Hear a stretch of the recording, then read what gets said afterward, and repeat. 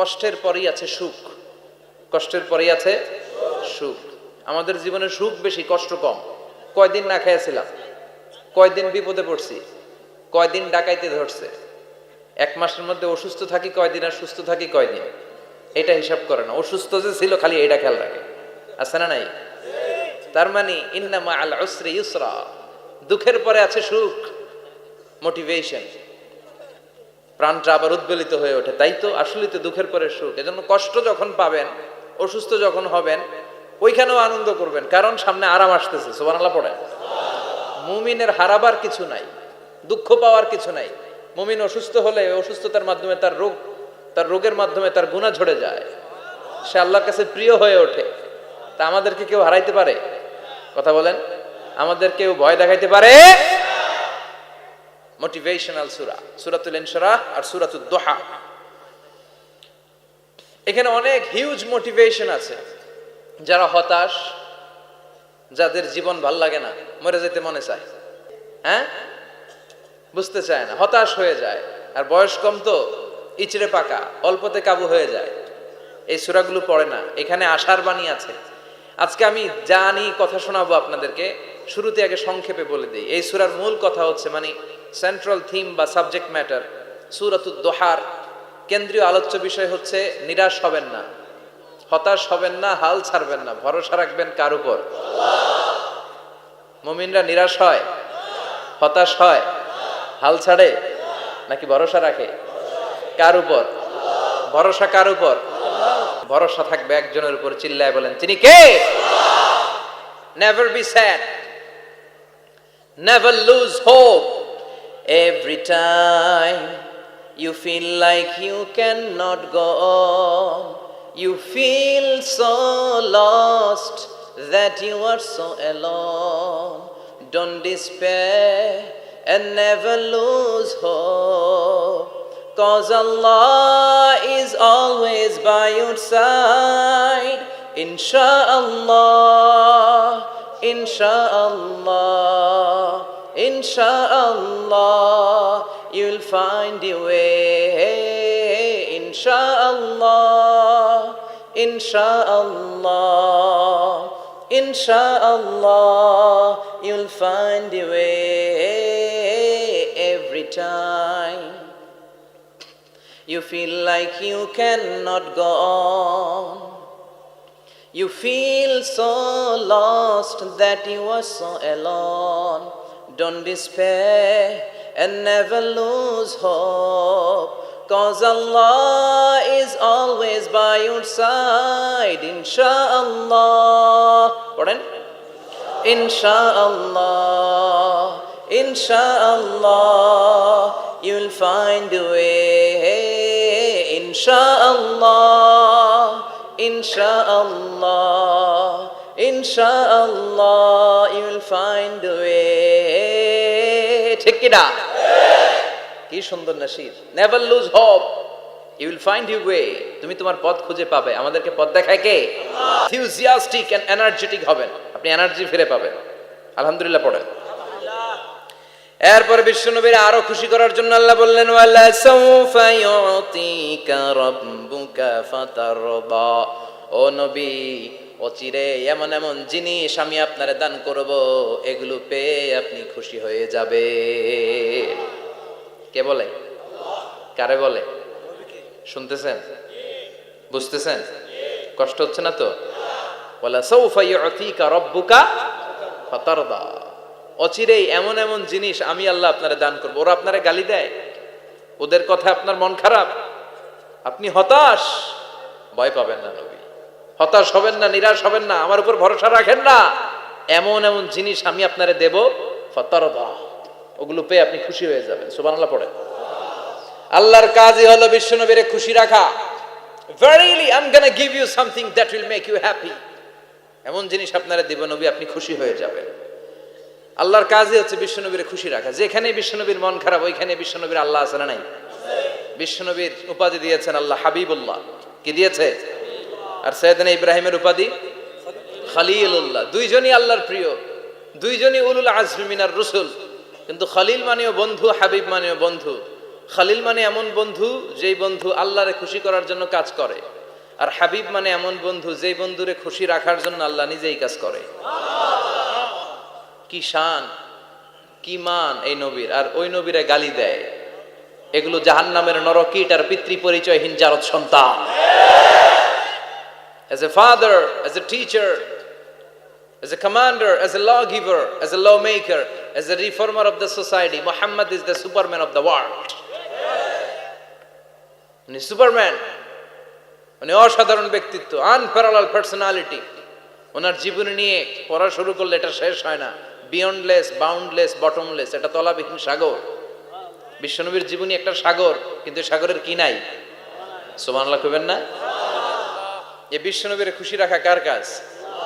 যেখানে বিশ্বনবী হতাশ, যেখানে বিশ্বনবীর মন খারাপ, বিশ্বনবীর মন ভালো করে দেয় কে? এজন্য আল্লাহ বললেন ওয়ালা সাউফা ইউতিকা রাব্বুকা, অচিরেই আপনার রব আপনাকে এমন এমন জিনিস দান করবে নবী, এগুলো পেয়ে আপনি খুশি হয়ে যাবেন। কিভাবে নবী খুশি হয়েছে, কিভাবে নবীর আল্লাহ খুশি রাখবে শুনবেন?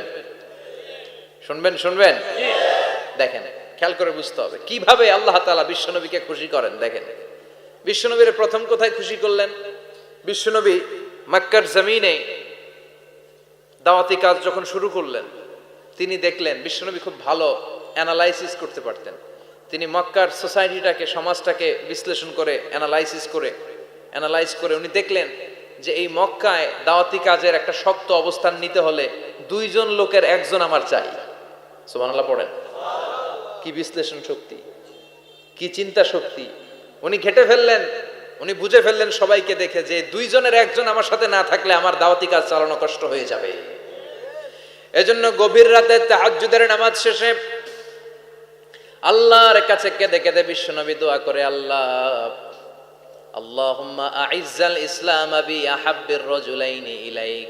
আল্লাহ, দুইজন লোকের যেই লোকটারে তোমার দরবারে মকবুল মনে হয়, ভালো লাগে, পছন্দ হয়, তাদের একজনকে ইসলামের ভেতরে ঢুকিয়ে দিয়ে ইসলামকে তুমি বিজয় দান করে দাও। ও আল্লাহ, দুইজনের একজনকে আমার চাই। একজন হলো আবি জাহাল ইবনে হিশাম, হিশামের বেটা আবু জাহাল, আও উমর ইবনুল খাত্তাব, অথবা খাত্তাবের বেটা উমর। সুবহানাল্লাহ পড়ে। সাথে সাথে দোয়া কবুল করলো কে? কার জন্য করলো? নাকি আবু জাহেলের জন্য? আবু জাহেলের চোখের সামনে পর্দা ছিল, ও পর্দা সরায় না। ওর অন্তরে পর্দা, ও পর্দা উঠে সত্যটা দেখতে চায় না। এজন্য ওর জন্য গোটা বিশ্ববাসীর আছে ঘৃণা। ও যেখানে মারা গেছে, ওর যেখানে জন্মস্থান, ওইখানে সৌদি সরকার ল্যাট্রিন বানায় থুইছে। ঘৃণার প্রতীক। ওইখানে তো অন্য কিছু বানাইতে পারতো, ল্যাট্রিন বানাইতে যাবে কেন? গোটা বিশ্বের মানুষ যায় যেন এটা ভরাই দিয়ে আসতে পারে। কথা বলেন। এই বেয়াদবটার জন্য আল্লাহ দোয়া কবুল করে নাই। ওমরে ফারুক রাগী ছিলেন, কিন্তু সত্য প্রকাশে, সত্য গ্রহণে আপোষহীন। সত্য দেখলেই উনি মেনে নিতেন।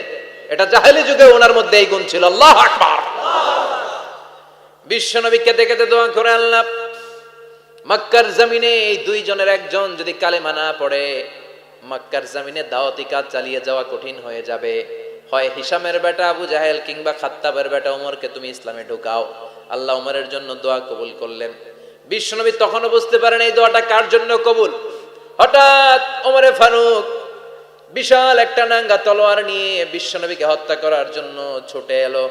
বিশ্বনবী তখন মক্কার আরকাম ইবনে দারুল আরকামের ঘরে সাফা পাহাড়ের পাদদেশে লুকিয়ে লুকিয়ে দাওয়াতি কাজ করতেন। আশেপাশে সাহাবীরা বসা। বিশ্বনবীর চাচা হামজা ইবনে আব্দুল মুত্তালিব বললেন, নবী তাড়াতাড়ি পালিয়ে যান, ওই যে দেখা যায় ওমরে ফারুক তলোয়ার নিয়ে আপনারে মারতে আসছে। বিশ্বনবী বললেন, চাচা সরে যান, সাহাবীদেরকেও সরে যেতে বলেন, দরজাটা খুলে দেন, ওমরকে আসতে দেন।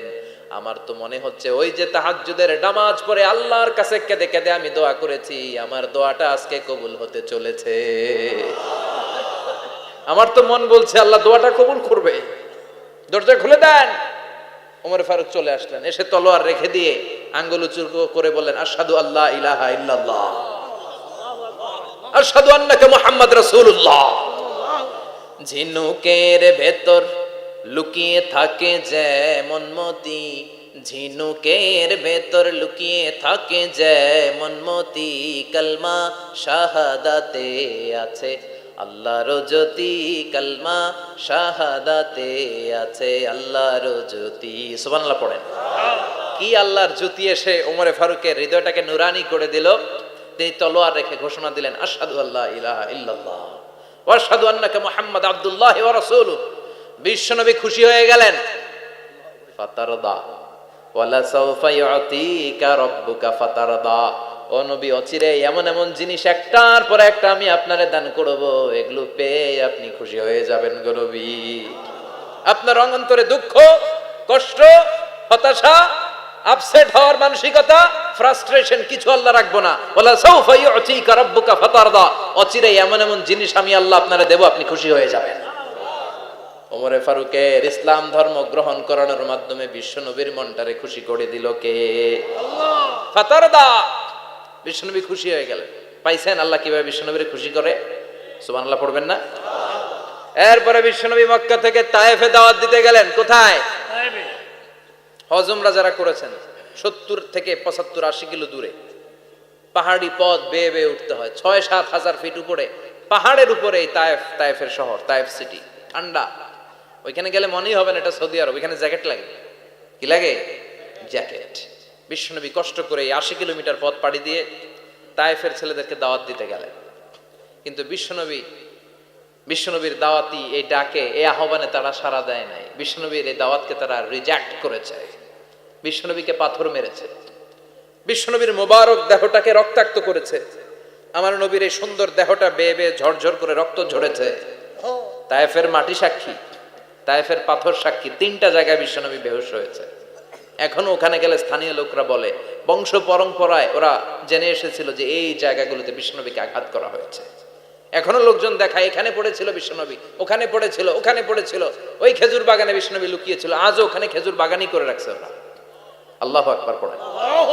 খেয়ে না খেয়ে দিন প্রচারের কাজে নিজেকে দিয়েছ বিলিয়ে, তায়েফের কাফিরেরা চিনল না সে আলো, দুষ্ট ছেলেদের পিছু দিল লেলিয়ে। পাথরের আঘাতে ক্ষত বিক্ষত হয়ে সারা শরীর থেকে রক্ত ঝরে। হে রাসূল, তোমাকে ভুলি আমি কেমন করে, হাজার ব্যথা বেদনার পরে। ফিরে আসনি তুমি আপন ঘরে, দিনের আলো তুমি ছড়িয়ে দিতে। চলে গেলে মদিনায় মক্কা ছেড়ে। হে রাসূল, তোমাকে ভুলি আমি কেমন করে।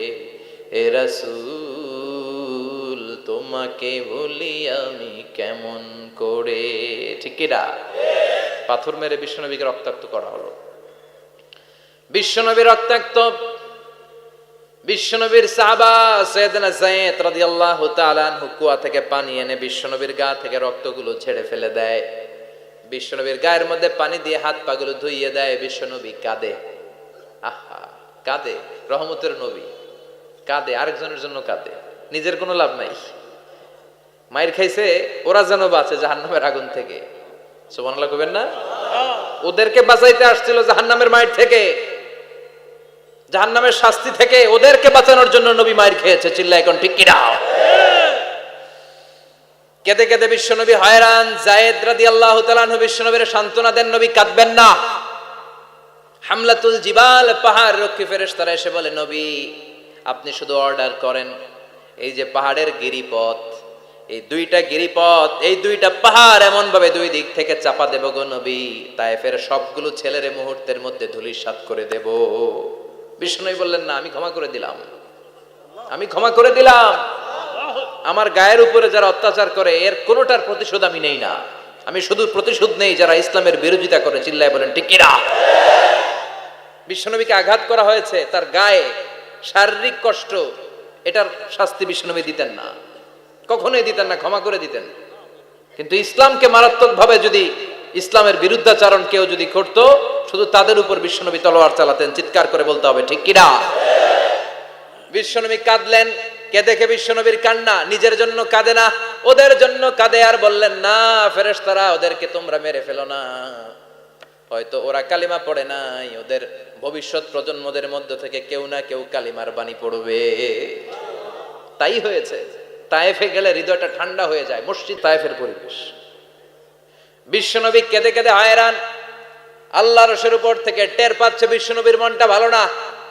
এত আশা নিয়ে, ভরসা নিয়ে, কোথাও জায়গা না পেয়ে তায়েফের এখানে আসলাম দাওয়াত দেওয়ার জন্য। তায়েফের ছেলেগুলো আমার দাওয়াত গ্রহণ করলো না। বিশ্বনবীর মনটা বড্ড খারাপ। বিশ্বনবী নামাজে দাঁড়িয়ে গেলেন। বিশ্বনবী নামাজে দাঁড়িয়ে তেলাওয়াত করছেন। পাশ দিয়ে একদল জিন বিশ্বনবীর পাশ দিয়ে চলে যাচ্ছিল।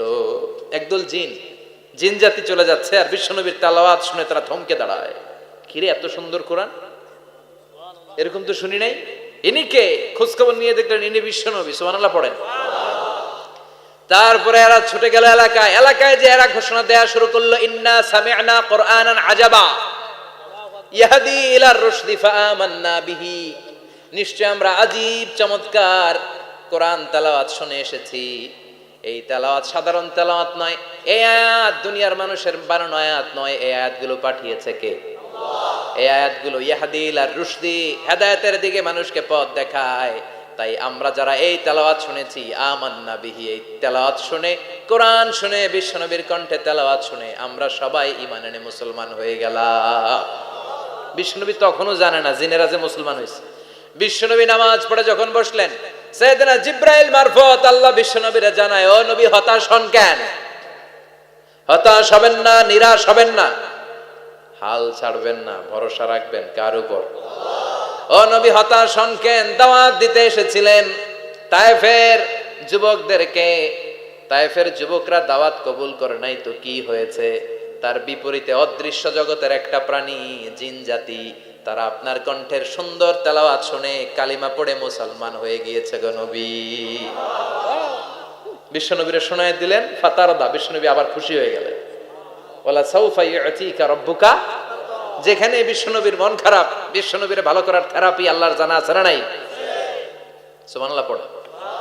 যেখানেই বিশ্বনবীর মন খারাপ, সেখানে বিশ্বনবীর মন ভালো করে দেয় কে? এরপরে বিশ্বনবীর কলিজার টুকরা খাদিজাতুল কুবরা তাহেরা ইন্তেকাল করলেন। বিশ্বনবীর মনটা, হৃদয়টা আবার ভেঙে খান খান হয়ে যায়। খাদিজাতুল কুবরা তাহেরা ছিল বিশ্বনবীর প্রথম স্ত্রী। নিজের যত সম্পদ ছিল সব বিশ্বনবীর পায়ের সামনে ঢেলে দিয়েছে। সব ঢেলে দিয়েছে বিশ্বনবীর জন্য। উনিও স্ত্রী, আমাদের স্ত্রীগুলাও স্ত্রী। পার্থক্য আছে না নাই? আহা, নিজের যা ছিল সব দিয়ে দিল স্বামীরে। বিশ্বনবী বলতেন, রুজিকতু হুব্বাহা। খাদিজাতুল কুবরার ভালোবাসা সহিহ মুসলিমের বর্ণনা, আল্লাহ আমার হৃদয়ের ভিতরে রিজিক হিসেবে দিয়েছে। দোয়া করলে আল্লাহর কাছে বলছেন, আল্লাহ, কিয়ামতের কঠিন দিন, যেদিন বন্ধু বন্ধুরে চিনবে না, ভাই ভাইরে চিনবে না, পীর সাহেব মুরিদরে চিনবে না, মুরিদ পীর সাহেবরে চিনবে না, দলের নেতা কর্মীরে চিনবে না, কর্মী দলের নেতারে চিনবে না, ওই কঠিন বিপদের দিনে আমি আমার খাদিজারে যেন ভুলে না যাই।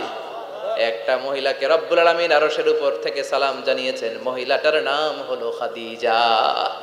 ইসলামের সর্বপ্রথম কালিমা পড়ে যেই নারীটা মুসলমান হয়েছেন তিনি হচ্ছেন খাদিজাতুল কুবরা তাহেরা। এই খাদিজাতুল কুবরা তাহেরা ইন্তেকাল করলেন। বিশ্বনবীর হৃদয়টা ভেঙে খান খান হয়ে যায়, হৃদয়টা ভেঙে যায়। এরপর চাচা আবু তালেব, তিনিও ইন্তেকাল করলেন। বিশ্বনবীর হৃদয়টা, মনটা বিষণ্ণ হয়ে যায়, চিন্তায় পেরেশান হয়ে যায়। ডানে বায়ে তাকিয়ে দেখে বিশ্বনবীর সাহায্য করার কেউ নাই, সব দিকে খালি শত্রু, সব দিকে বিশ্বনবীর দুশ্মন। কলিজার টুকরা স্ত্রী বাসায় নাই, শেল্টার দেওয়ার মতো চাচাও নাই। বিশ্বনবীর মনে হয় গোটা দুনিয়ায় যেন তার কেউ নাই। বিশ্বনবী আবার হতাশ হয়ে পড়লেন। কিন্তু বিশ্বনবী যদি হতাশ হয়, ওনার মন ভালো করার একজন আছে। তিনি কে? আল্লাহ বললেন, জিব্রাইল যাও, আমার নবীর মন খারাপ, স্ত্রীর বিয়োগে বিশ্বনবী বিষণ্ণ, চাচা চলে গেল, বিশ্বনবীর হৃদয়টা ভেঙে খান খান হয়ে যায়। বিশ্বনবীরে বলো, দুনিয়ায় থাকার দরকার নাই, ডেকে আমার আরশে নিয়ে আসো, আমার সাথে কথা বললে বিশ্বনবীর মন ভালো হয়ে যাবে। আমার সাথে কথা বললে নবীর মন ভালো হয়ে যাবে। সুবহানাল্লাহ পড়েন। কি নবী, ওনারে ভালো করা, মন ভালো করে দেয় আল্লাহর কাজ।